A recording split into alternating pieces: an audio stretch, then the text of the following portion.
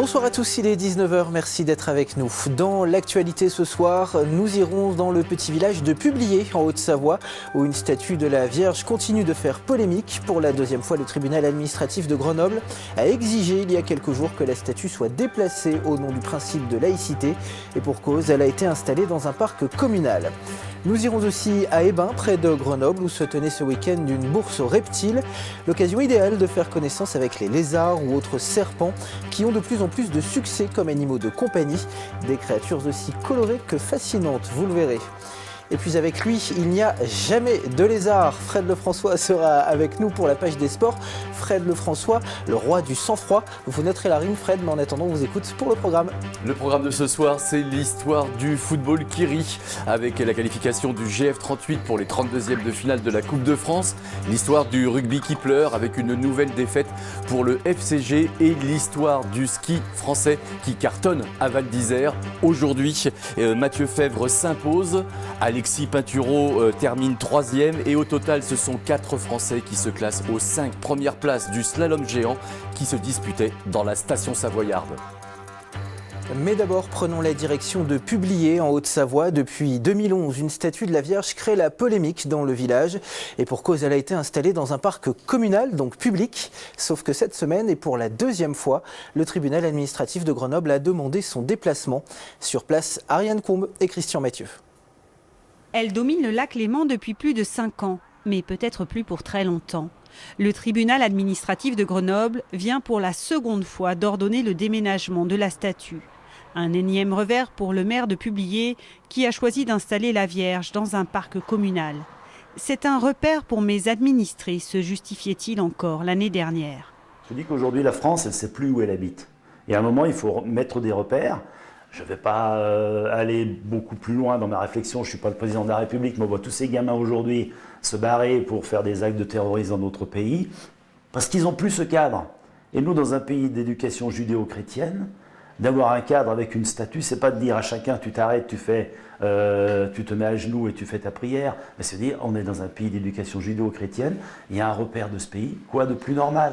C'est au nom de la laïcité et de la loi de 1905 séparant l'Église et l'État que le tribunal exige le retrait de la statue dans un délai de 3 mois, sous peine d'une astreinte de 100 € par jour. Une victoire pour l'association de libres penseurs, à l'origine du recours en justice. Nous sommes en République, la République n'est pas catholique, la République n'est pas musulmane, la République n'est pas athée, la République est laïque, c'est-à-dire qu'elle est séparée des religions. Voilà, l'État, les collectivités, les élus, les administrations doivent respecter le principe de neutralité. Et c'est à ce prix seulement que les citoyens ont la liberté de penser. Le maire est maire de tous les citoyens et il n'a pas à s'occuper des affaires de la paroisse. Le maire de Publié a 2 mois pour interjeter appel. Fait divers avec cette information à retrouver sur notre site internet. Un jeune Britannique de 22 ans est mort la nuit dernière à Val Thorens. Son corps a été retrouvé par ses amis dans un appartement de la station après une soirée et une nuit très alcoolisée. Les détails sur alpe.france3.fr. Cette bonne nouvelle maintenant, avec les excellents chiffres du Téléthon, nos 3 départements ont été très généreux tout le week-end. 530 000 € ont été récoltés en Isère, 430 000 en Haute-Savoie et 210 000 en Savoie, soit un total de près d'1 200 000 €. Et si ce n'est pas déjà fait, eh bien vous pouvez bien sûr continuer à donner en appelant le 36 37. Connaissez-vous maintenant l'herpétologie? Alors non, ce n'est pas une maladie. L'herpétologie est en fait une science des reptiles, des animaux pleins de sang-froid, mais aussi, paraît-il, très chaleureux. Ils ont en tout cas de plus en plus de succès comme animaux de compagnie. Résultat, herpétologues et aquariophiles de l'Isère organisaient aujourd'hui à Hébin leur première bourse aux reptiles. Voilà qui a inspiré nos vaillants reporters Jean-Christophe Pain et Gilles Ragris. Attention, c'est le Basilic Instinct. Finalement, je vais peut-être pas rester, moi. Dit le criquet. Le basilic, même Alexandre, le grand, le redoutait. Son regard brisait les pierres, son haleine empoisonnait. De tout temps, les reptiles ont fait trembler les humains. Ce sont pourtant des créatures fragiles et délicates. Regardez par exemple les geckos-léopards de Jean-Michel. Il les bichonne, il les cajole. On a mis un petit cordon chauffant Donc c'est des animaux qui ont besoin de chaleur. 32 degrés au point chaud, 26 degrés à peu près au point froid. Et de nuit, on laisse à température ambiante. C'est important ça? C'est super important. C'est des animaux qui n'ont pas de système de chaleur. Donc du coup, c'est nous qui leur apportons la chaleur. Fabien, lui, élève 14 serpents. Rocky le boa, les pitons Brad et Pete. Fabien a beaucoup d'humour, mais ne plaisante pas avec les reptiles. Il y aura certaines personnes qui vous diront, moi, mon serpent, je le laisse se balader. Mais honnêtement, c'est dangereux. C'est dangereux pour l'animal, parce que l'animal, il va ramper. Avec sa langue, son système olfactif, il va prendre des odeurs. Donc, de cette manière-là, il peut prendre des bactéries qu'il y a au sol que vous ramenez sous vos chaussures. Blattes, grillons et criquets, vivants, s'il vous plaît. De temps en temps, une gâterie, le fœtus de souris. Ces éleveurs, quoiqu'amateurs, ne reculent devant aucun sacrifice pour offrir aux sauriens chéris une maison protectrice. Il y a surtout le fait de reproduire au mieux leur habitat. Et quand on arrive à reproduire au mieux leur habitat et qu'on a les bébés, eh bien on a gagné notre challenge, tout simplement. Vous en avez beaucoup de bébés? Ils se reproduisent bien chez nous, hein. C'est peut-être le midi. Hein. Et cette première bourse aux reptiles était organisée par l'ARG, l'association aquariophile de la région grenobloise. Et sur ce plateau, une créature fascinante en chasse une autre. J'accueille Fred Lefrançois pour la page des sports.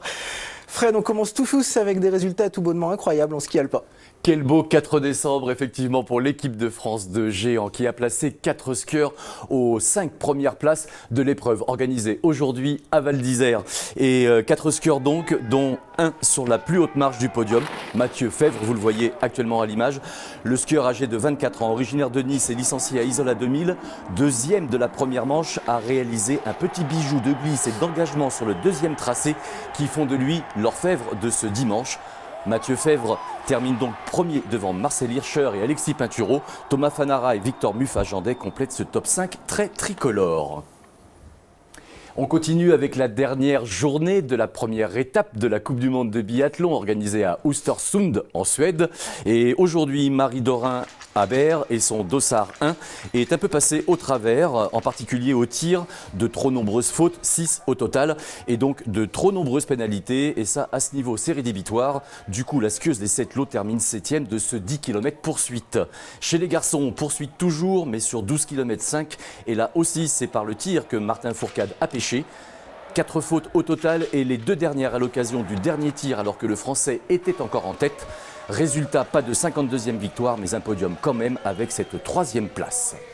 Fred, on poursuit avec une autre bonne nouvelle, elle nous vient de la Coupe de France de foot. On jouait le 8e tour de la Coupe de France de football et parmi les équipes régionales encore en lice, il y avait le GF 38 en déplacement à Pontarlier dans le Doubs. Ce fut dur, mais à la fin, les Isérois ont quand même réussi à gagner. Klaxon, drapeau et écharpe de rigueur. Température proche de 0 mais chaud d'ambiance dans la tribune. 2500 spectateurs, tous derrière les Doubbiens. Mais pour passer ce tour, il faut vaincre Grenoble, équipe de CFA, soit une division au-dessus de Pontarlier. Première tentative, une tête de Miranda.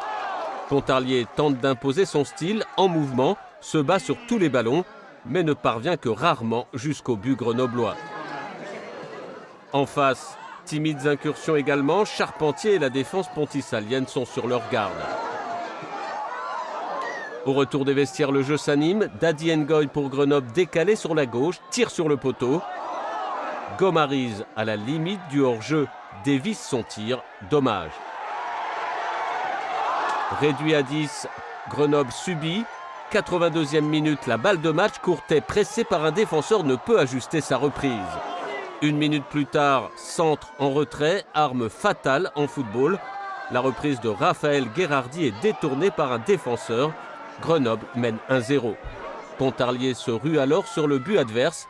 Courtet ici, puis Konki, sans parvenir à égaliser. Et puis les soirées se suivent et se ressemblent pour le FCG avec une nouvelle défaite hier soir. Pourtant, on ne s'est pas ennuyé hier soir au Stade des Alpes car les spectateurs ont pu voir 11 essais inscrits en 80 minutes. Le seul problème pour les supporters isérois, c'est que l'équipe iséroise, l'équipe du FCG, a encaissé plus d'essais qu'elle n'a réussi à en marquer. Et donc, évidemment, à la fin, elle a encore perdu. Ça avait plutôt bien commencé pour le FCG avec un superbe essai de Farrell, puis 1 de Kim Lin. Le problème, Grenoble a la plus mauvaise défense du top 14. En face, c'est Montpellier, une machine à concasser. Une fois en marche, on ne peut plus l'arrêter. À la fin du premier acte, le MHR mène 27-20. Montpellier a su appuyer là où ça faisait mal aujourd'hui, notamment sur les ballons portés. En mêlée, on a été en difficulté. Voilà, on est tombé sur sur le réveil de Montpellier, une équipe qui marquait pas beaucoup d'essais jusqu'ici et finalement on en paie les frais. Dans la deuxième période, le FCG ne va pas démériter et revenir au score en inscrivant 2 essais. Mais le MHR n'est pas encore rassasié. En 20 minutes, les Montpelliérains vont taper 4 fois l'en-but et arracher le point de bonus offensif. Les Grenoblois sont écœurés. Ils ont encaissé 51 points. On ne va pas discuter sans s'étendre. Quand tu prends 50 points chez toi, tu vas pas chercher 50 000 excuses. Voilà, on a perdu. Si on avait perdu de 2 points, je sais pas, un 15-17, on aurait pu dialoguer un peu. Mais bon, t'en prends 50 chez toi, tu te tais maintenant et tu vas te coucher. Hein. On connaît l'application de Grenoble en attaque et leur qualité. Donc on savait que c'était vraiment leur point fort, l'attaque. Et aujourd'hui, on a su marquer plus d'essais qu'eux pour emporter ce match. Depuis le début de la saison, le FCG encaisse 33 points en moyenne par match et aujourd'hui reste collé au fond du classement du top 14. Grenoble passera en mode Europe jeudi soir face aux Gallois d'Osprey et puis retour au top 14 le 22 décembre prochain face à Toulouse au Stade des Alpes. Et puis on ne peut pas vous laisser partir, Fred, sans votre petite spécialité dominicale, la revue du web. Qu'avez-vous à nous proposer de spectaculaire ce soir? La petite revue du web, oui, c'est ce petit jeu auquel nous nous livrons toutes les semaines. Un jeu qui consiste à extraire 4 extraits de vidéos, toujours très décalés, toujours très sport. Et cette semaine, c'est Grégory Lespinasse qui nous livre ses meilleurs liens.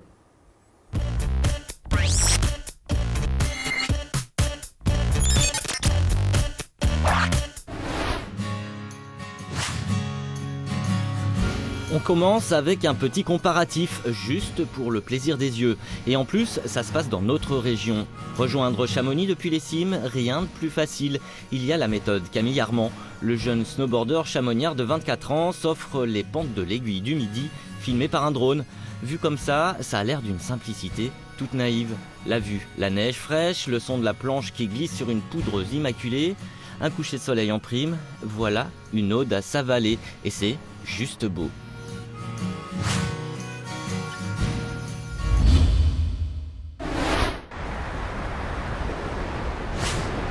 Et puis, il y a la façon Graham Dickinson. Chamonix est toujours au fond de la vallée, en bas là-bas, mais en wingsuit, ça va bien plus vite. Il faut avoir le cœur bien accroché parce que la cime des arbres, on la voit de près, mais alors vraiment de très très près.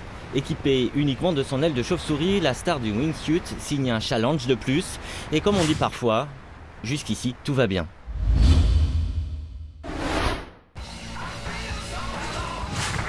À 21 ans, Fabio Wibmer est un jeune rider autrichien de VTT trial très prometteur. Et cette fois-ci, il s'attaque au réputé bike park autrichien de Saalbach. Jusqu'ici, rien de très original, c'est bien filmé, bien scénarisé, mais surtout très drôle quand on comprend qu'il file à fond la caisse avec un vieux vélo de ville.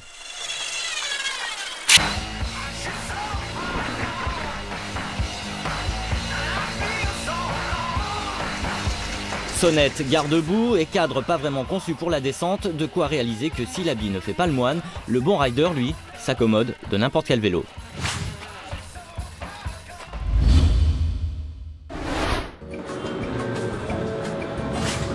Et on termine avec cette vidéo qui affole la toile. Après leur course-poursuite à ski sur les feuilles, les trublions de Radco, pas avares en idées saugrenues, ont essayé leur spatule entre les stations Saint-Cyprien et Esquirol du métro toulousain. Plus de 40 000 vues en moins de 24 heures, les jeunes cantaliens se posent alors cette question existentielle. Le ski urbain aurait-il de beaux jours devant lui? La réponse est toute trouvée. Non, pas vraiment en fait. Allez, fin de la connexion et à plus tard. Et on se quitte avec l'affiche. L'affiche, c'est le critérium de la première neige le week-end prochain à Val d'Isère. Au programme, un géant et un slalom. Et si les Français sont aussi bons que ce week-end, eh ben ça va être top génial. Et vous nous raconterez tout ça le week-end prochain, Frédéric. Merci beaucoup. Après la culture physique, la culture tout court, Guy Tossato, directeur du musée de Grenoble, est l'invité du dimanche cette semaine. Le musée qui consacre en ce moment une exposition événement à Kandinsky est l'un des plus beaux équipements culturels de France. Alors quel est le rôle d'un directeur de musée et quelle est la place de la culture en cette période de crise? Guy Tossato répond aux questions de Yann Gonon. Regardez. Bonsoir Guy Tossato, vous êtes directeur du musée de Grenoble, vous accueillez en ce moment une très belle exposition dédiée à Kandinsky, c'est un véritable succès. Comment expliquez-vous ce succès? D'abord par le nom de Kandinsky, qui est un nom quand même très connu, même s'il vient après, je dirais, Picasso et Matisse, mais très vite, quand on parle d'art abstrait, c'est Kandinsky qui arrive. Et bon, c'est un artiste finalement qu'on voit peu. La dernière grande exposition en France, c'était au Centre Pompidou il y a presque 10 ans. Et là, en plus, c'est un projet assez original puisque l'exposition porte sur la dernière période de Kandinsky. Moins connue, mais qui est une synthèse en même temps de tout ce qu'il a fait auparavant. Donc très riche et assez passionnante, en plus dans un moment historique assez passionnant. C'est entre 1933, l'arrivée des nazis en Allemagne, et 1944, donc je dirais la fin de la guerre, la libération, puisque Kandinsky meurt en décembre et Paris est libéré, donc comme on sait, au mois de juin. Guy Tossato, vous dirigez le musée de Grenoble depuis 2002. Que représente le musée de Grenoble? Combien d'œuvres, combien de visiteurs chaque année? Alors le musée de Grenoble, c'est un des grands musées en région, en France. C'est la première collection d'art moderne, après celle du Centre Pompidou. C'est 160 000 visiteurs chaque année, plus lorsqu'il y a des grandes expositions comme Kandinsky. Et puis c'est des chefs-d'œuvre assez incontournables, aussi bien dans le domaine de l'art ancien que dans le domaine de l'art moderne. Et notamment, on retient souvent l'intérieur aux aubergines de Matisse, qui est un des chefs-d'œuvre de Matisse de la période des années 10. Alors vous avez dirigé plusieurs musées en France, vous dites que finalement c'est l'un des plus beaux. Oui, parce qu'en plus, je dirais le bâtiment en soi est très réussi. Pour moi, c'est une des plus belles réussites des nouveaux musées qui ont été créés, je dirais, dans la grande vague des années 80-90. Le musée de Grenoble a été inauguré en 1994. Et c'est vrai que c'est une équipe grenobloise qui a pensé ce musée, qui l'a conçu. Et tous les visiteurs nous disent que c'est un lieu formidable, ce que je veux bien croire, puisque nous, on l'utilise tous les jours. Comment devient-on directeur de musée, Guy Tossato? Vous étiez un passionné d'art très jeune, vous aimiez la peinture, la sculpture? Oui, au début de l'adolescence, j'ai commencé à me passionner pour la peinture. Et par chance, comme je suis né à Grenoble, eh bien, j'allais dans l'ancien musée, qui était place de Verdun. Et je passais comme ça des moments à découvrir un peu tout seul. Le musée était à l'époque assez vide, il faut bien le dire. Et c'est comme ça qu'est née ma passion. Ensuite, j'ai fait des études d'histoire de l'art, que j'ai commencé à l'université de Grenoble. Et puis donc ensuite à Paris, j'ai été diplômé. C'est quoi le métier de directeur de musée? Parce que vous avez à la fois géré une équipe, vous êtes un manager, et puis en même temps, vous êtes conservateur en chef. C'est vous, par exemple, qui choisissez les expositions? Oui, c'est un métier qui a beaucoup évolué ces dernières années, on va dire ces 20 dernières années. Je dirais avec le monde des musées et la société en général. Et alors que j'ai une formation effectivement d'historien de l'art, ce qui est quand même, je dirais, la base absolue pour faire ce métier. Ensuite, effectivement, on apprend à être manager d'une équipe. Grenoble, c'est 50 personnes en permanence. Et puis, effectivement, gérer un budget, monter un programme d'exposition. Les restrictions budgétaires sont partout en ce moment. Est-ce que vous aussi, vous êtes impacté? Comme tout le monde, je dirais. C'est un mouvement général, hélas. On ne peut que le regretter. Alors, ce que je peux dire simplement, c'est qu'il faut vraiment que les hommes politiques comprennent que la culture, c'est essentiel. Bien sûr qu'il faut faire des routes, bien sûr qu'il faut faire du social, bien sûr, etc. Mais en même temps, je dirais que la culture, elle est productrice d'abord de ressources. Au plan économique, les retombées de Kandinsky sont certainement très évidentes pour un certain nombre de commerçants, notamment à Grenoble. Mais également, elle produit du sens, elle produit du lien social, elle produit des choses dont on a terriblement besoin aujourd'hui. On en a encore plus besoin quand les temps sont difficiles.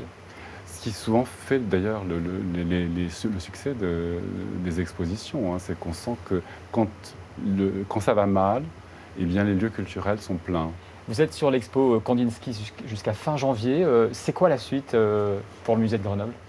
Alors là, on a une saison assez faste cette année. Donc après Kandinsky, ça sera Fantin-Latour, une rétrospective de cet artiste qui est né à Grenoble et qui est une des grandes figures de l'art. On n'a pas beaucoup vu finalement ces dernières années à Grenoble et puis ailleurs d'ailleurs. Non, l'exposition actuellement est à Paris, est au musée du Luxembourg. Il faut aller la voir au Luxembourg et à Grenoble pour comparer les deux. Ceux qui ne peuvent pas aller à Paris viendront à Grenoble. Voilà, absolument. Et ça sera effectivement une grande exposition avec notamment les grands tableaux du musée d'Orsay, les portraits de groupe où on retrouve Verlaine, Rimbaud, tous les impressionnistes, etc. Plus une sélection notamment de nature morte, de fleurs magnifiques. Fantin-Latour à partir de quand ? À partir du mois de mars. Début de l'année prochaine en tout cas. Absolument. Merci en tout cas Guy Tosato. Merci beaucoup d'être venu ce soir dans le 19-20. À bientôt. Embarquons désormais en direction de Chambéry où avait lieu ce week-end le salon Auto Rétro. Plusieurs milliers de visiteurs ont répondu présents pour admirer les 80 voitures et 40 motos exposées. Bernard Portugal et Dominique Bourget en ont profité pour rencontrer Francis, l'un des nombreux collectionneurs présents. Regardez. Elles sont françaises, américaines, allemandes ou encore italiennes. Certaines sont nées au début du siècle dernier, mais malgré leur âge canonique, toutes sont rutilantes, pimpantes et prêtes à prendre la route. Celle-ci est un cabriolet Peugeot 401. Lorsque Francis l'a acquise il y a quelques années, elle était usée, fatiguée et rongée par la rouille. Alors il a décidé de lui redonner vie. Sur le cabriolet, j'ai passé environ 3000 heures. Avant, c'était les samedis, les dimanches, les vacances. Maintenant que je suis à la retraite, c'est plus de la moitié du temps. C'est au moins 4 à 5 heures par jour. Passionné et déterminé, Francis est tombé amoureux de cette voiture mythique. Aujourd'hui, il en possède plusieurs et son bonheur, c'est de prendre le volant, de rouler les cheveux au vent et de partager ses émotions. Ce qui est bien avec cette voiture aujourd'hui, c'est que sur la route, vous ne roulez pas tout seul. Vous êtes toujours avec quelqu'un qui vous klaxonne, qui vous fait bonjour, une jolie fille qui vous sourit, un monsieur qui vous dit oh coucou. Mais c'est royal, un vieux, un jeune, de tout. C'est formidable. Préserver un patrimoine automobile exceptionnel, c'est le but premier des collectionneurs. Et si la tâche est parfois ardue, la récompense est souvent à la hauteur des efforts et des sacrifices consentis. Le monsieur qui me l'a vendu en pièces détachées au Havre et m'a dit à une condition, que je la vois finie. Il est venu la voir chez moi, je l'ai exposée à Époque Auto sur le stand de l'aventure Peugeot, il passait par hasard, il pleurait. Tellement il était heureux, il m'a fait vraiment plaisir. Depuis plusieurs mois, Francis a entrepris une nouvelle restauration. Une 401 Eclipse absolument rarissime puisqu'il n'en reste qu'une en France en état de marche. Un chantier de titan qu'il espère terminer l'an prochain et qui représentera au total près de 6000 heures de travail. Avant de nous quitter, je vous rappelle le principal titre de cette édition. Pour la deuxième fois, le tribunal administratif de Grenoble a ordonné cette semaine au petit village de Publier, en Haute-Savoie, de déplacer la statue de la Vierge installée depuis 2011 dans un parc communal. Le tribunal évoque le principe de laïcité pour justifier sa décision. La commune a 3 mois pour s'exécuter sous peine d'une astreinte financière de 100 € par jour de retard. Et il y a 5 ans, l'installation de cette statue avait coûté plus de 20 000 € au village et s'était faite sans débat préalable au conseil municipal. La polémique devrait donc toucher fin rapidement.